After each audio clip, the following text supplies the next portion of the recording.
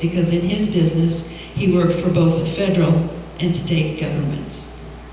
I guess road building then was just as important as it is today. At one time, the Earl Walker Company Incorporated had 50 employees working in Sullivan, contributing to the economy of the city. The last year he was in business, 1955, he was responsible for getting over 8 million gallons of road oil to country roads. I can't imagine all of that. Preparing the roads properly assured that farmers could get their wares to market in the wintertime, as well as the summer. By 1955, when Earl sold the business to Starr Johnson of Joliet, Illinois, and from its early beginnings, the company grew to a multi-million-dollar business, operating 3 main divisions. After Starr Johnson purchased the business, he kept the Walker name, calling it the Walker Culvert Company.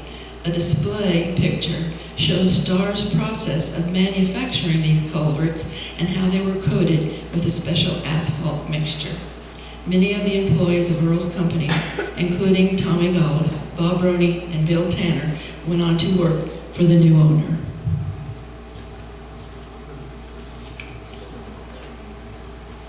I have Lynn's story. Is it right? Okay. Earl sold his business in 1955 and moved permanently to Fort Lauderdale, Florida. Reviving his interest in flying, he endeavored to update and obtain a new pilot's license. Since the navigator on the Argo had led him off course, causing the shipwreck, he decided to get air navigation for his license. He became determined to learn. During his studies, we grandkids visited him in Fort Lauderdale several times. I observed him spending hours studying navigation in his home office.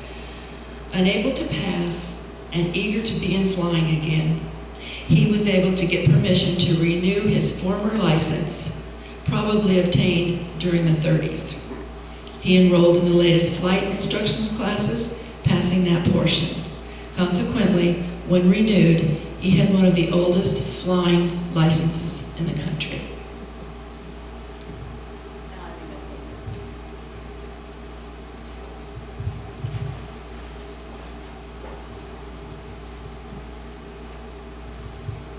How many of you knew that he was shipwrecked on Cuba?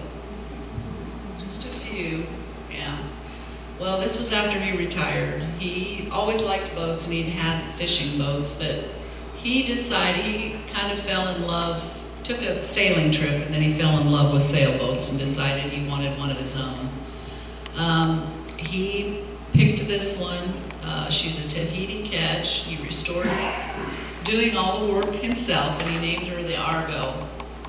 And he made plans for his first trip. He hired a crew and he set sail April 27th, 1958. He was California bound by way of Key West, Cuba, Jamaica, through the Panama Canal, around the California coast to Santa Barbara.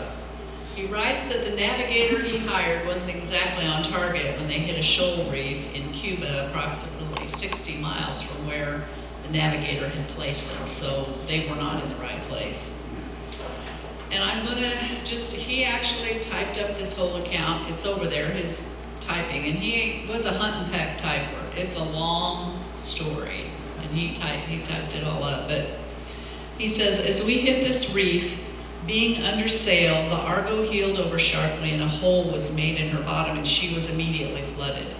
We went on the air with a mayday and the navigator gave us his position, the Bay of Corrientes. This position was more than 60 miles from our position as we lay on the rock all night, with waves breaking over the ship at regular intervals, and for us, there was no place to go. We just had to take it. We covered ourselves as well as we could with the rubber rafts and with waterproof blankets. The winds were cold, but the water was warm, and we were alternately cold and warm. At Key West, we had bought some vodka, and this was laying on the bunk forward and could be reached. And this we sipped from time to time, and thus we got through a long night in pretty good condition.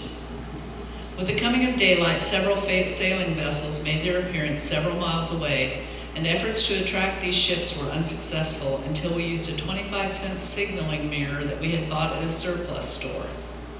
We did all the things usually done by shipwrecked people: ensign upside down, waving arms, beat on hands, and we would have fired our revolver if we could have found it in the cabin. But finally the mirror attracted the attention of some Cuban fishermen, and they took us off and took us into this small place called Dimas, where we were turned over to the Marine station there. So this was in kind of a bad time between the United States and Cuban relations, so they were very suspicious of him. Said we were questioned and placed under custody and told not to leave the barracks. We didn't understand that we were not to leave, and as a result, our trips to the grocery store and other places were accompanied by armed guards. There was an old-fashioned boarding house down the street from the barracks, and here the lady fixed us up with a delicious meal consisting of several kinds of meat, beans, potatoes, eggs, and rice. It was a high spot of our trip, this meal. We were all tired, and we all found a place to lie down, and we slept for several hours.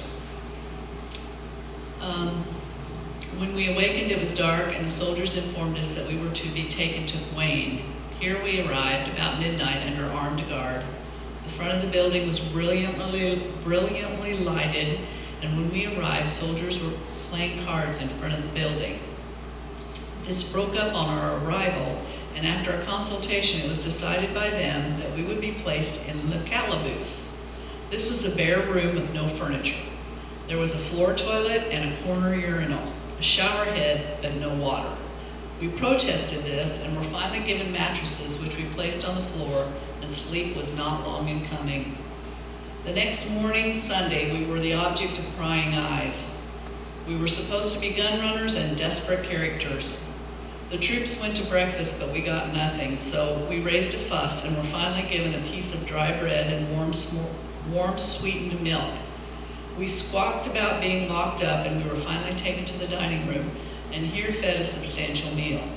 We found that if we stayed out of the cell, everything was okay. But if we wanted something in the cell and we went in there to get it, then we were immediately locked up. So by the simple expedient of staying out of the cell, we were free to sit on the veranda and talk to the troops as we saw it. When we were first locked up, we requested permission to call the American consul, and we were asked the question, do you have funds? We said we had funds, and the one important character asked, do you have $150? When no answer was forthcoming to this query, we got no further with a call to the American consul. Sunday afternoon, after we had rested and began to think normally, I requested permission to send a telegram to my wife, and when it was determined that I had enough money to pay for the telegram, I was given permission to send it. This telegram read, Argo wrecked, all hands safe. Under arrest by Cuban military on suspicion of gun running. Contact American consul in Havana. So as a result of this, they were able to get hold of the American consul. That was about the end of the excitement. They finally took him to the airport. They were, should have done that. Let's see. Where are we at? Yeah, on the Argo. Oh.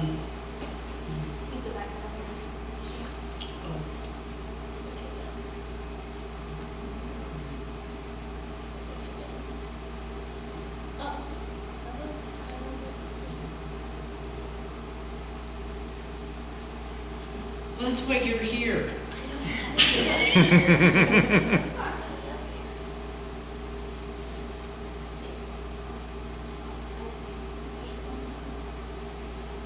This is my daughter.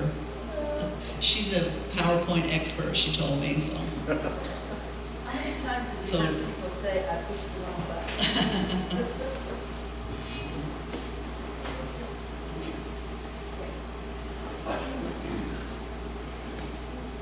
Use this button here. Do that. Isn't that, no, I'm gonna do that.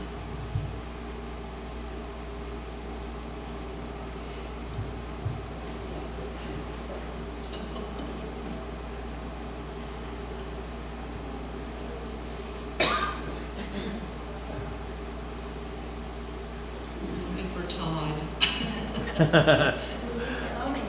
Do you want to get big, or do we need to stop and read? Okay. Remember, yeah, it's down here, and it's, we gotta find, oops, find PowerPoint. And find the presentation that's on, yeah.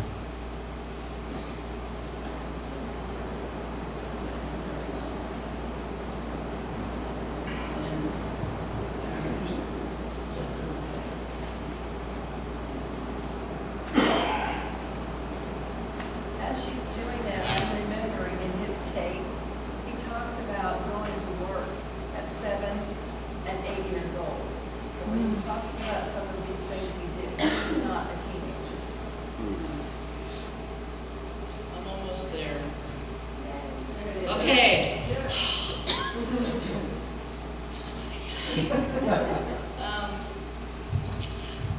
So the following pages are taken from Earl Walker's Aviation Memory Scrapbook. I think Lynn was talking about his flying, and flying was the thing he loved more than anything in the world, I think. During his lifetime, he owned or co-owned 22 aircraft. This is a picture of my mom and Uncle Ed and Alpha, our grandma. Well, we learned doing genealogy that she wasn't his first wife. That's true. But we left that.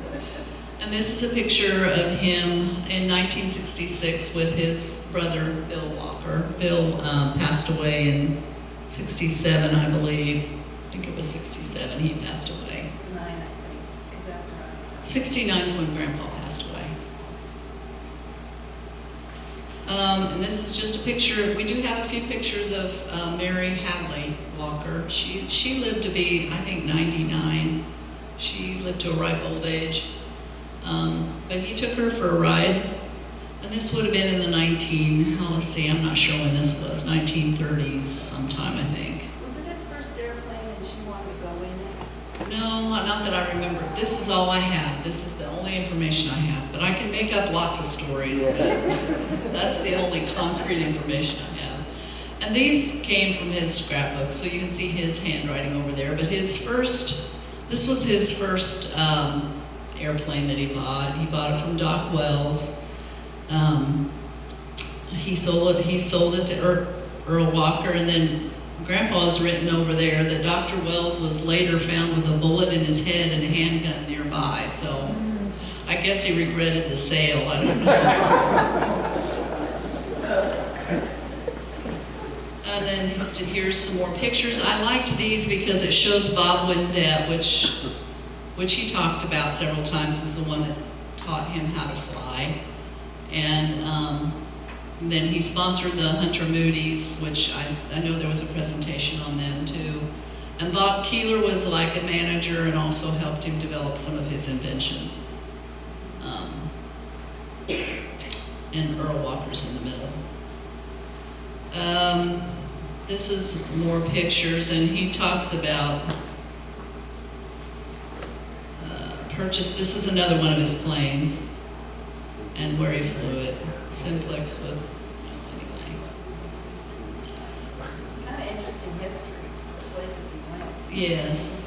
And this was an Aeronautica, I don't know if I'm saying it correctly, but he bought this new on-time payments from Aeronautica in Cincinnati. He flew it over 100 hours. And it was a total loss when it was cracked up by Bob Windett and Bob Keeler as a student. So they evidently crashed it when he was trying to teach him.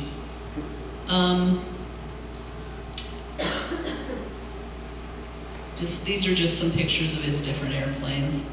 I like this picture of the Hunter Moody's because in the articles that I read about him, I don't ever really see the Walker culverts mentioned, but I think he was a pretty good, big contributor.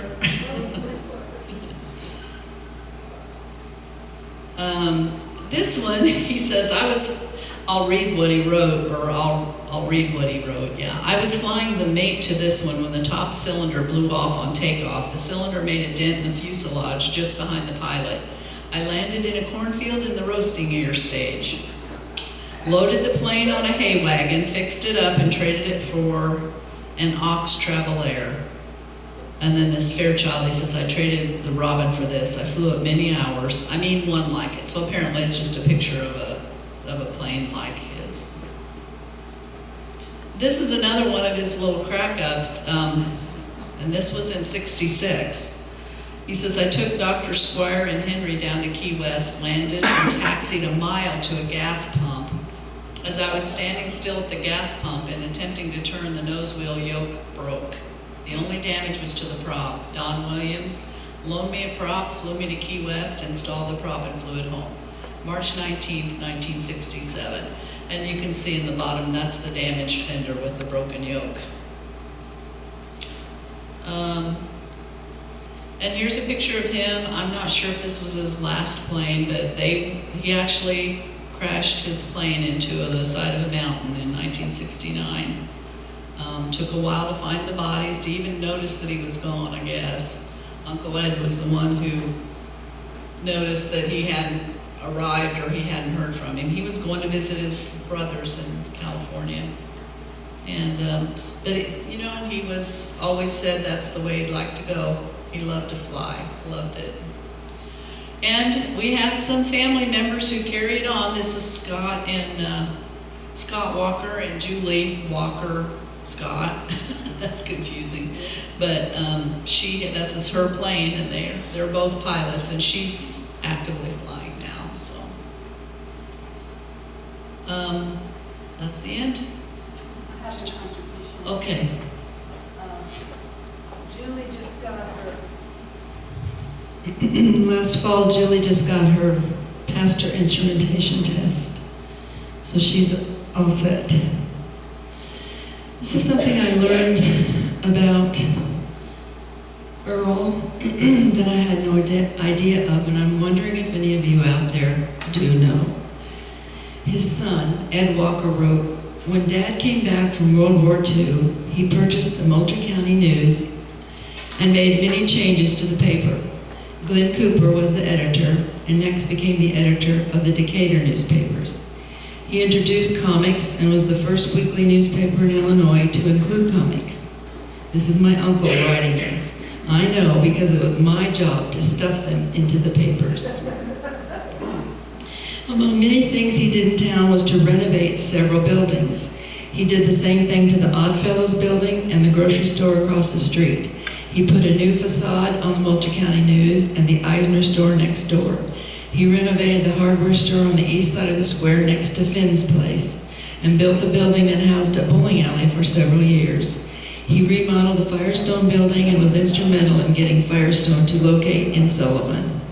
I'm not saying he accomplished these remodels and buildings, not expecting a profit. I'm sure he made money at it. And that's it.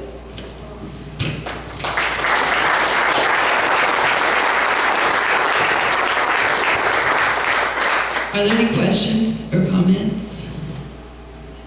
I have one in the pictures where they're grading the road, the big road graders behind.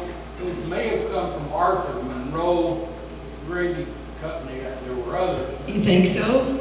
Yeah, they look like the ones they've got. Okay, so the big ones. That was a big road too. It didn't even look like a country road. And what kind was it? The Monroe Brothers. It was the big ones, and if you want to see one now, you go out of Allenville to the west across the track, and when you come to the first 90-degree turn, there's one sitting in the yard right there. If you want to see what they're like. Oh my gosh. These were I bought scrapbooks, so I think they were his. I don't think he'd have pictures of somebody else's. Is that what you're thinking? No, they manufactured them. Manufactured over there, okay. Gotcha. Any other questions or comments? I don't. We only know of two, right, for sure. That bid minder and this one, that's the only ones I know of, but how do you find that out? Well, actually read the patent, but I don't know where it is now. I read it, it was very interesting. It was one, right, though, you just read one patent, right? For the oiler. And he called his oiling trucks distributors, I believe. Yes, that's what I thought. Any other comments? Well, if you get a chance to peruse the pictures over here, you'll see a few more stories, a few more comments.